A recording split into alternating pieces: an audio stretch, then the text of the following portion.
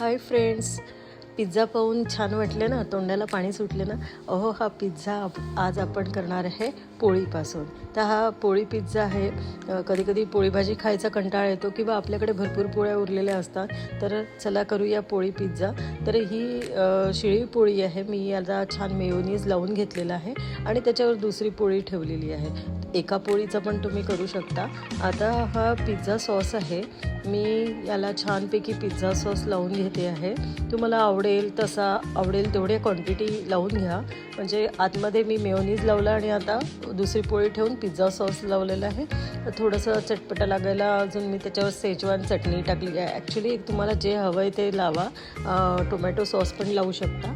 आणि आता बारीक चिरलेला टोमॅटो मी इथे टाकून घेते आहे. बघा, व्यवस्थित सगळीकडे स्प्रेड करून घेऊया.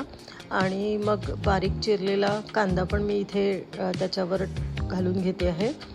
बघा, छान सगळीकडे बाजूनी कांदा आणि ही थोडीशी सिमला मिरची टाकून घेऊया. असेल ते तुम्हाला जे आवडतं ते टाका. आता इथे ग्रेटेड चीज मी टाकलेलं आहे. छान मस्त भरपूर प्रमाणात मी चीज घालते आहे. ओरिगॅनो टाकते आहे. पिझ्झा स्पायसेस जे काही आहे तुम्हाला जसं आवडतं तसं टाका.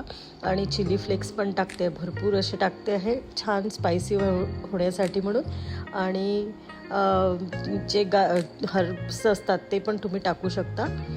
आता मी इथे एअर फ्रायरमध्ये ठेवलेलं आहे. तुम्ही मायक्रोवेव्ह करू शकता किंवा तुम्ही तव्यावर पण बटर टाकून पण शेकू शकता. मी इथे एअर फ्रायरवर 180वर ठेवलेलं आहे 15 मिनटासाठी.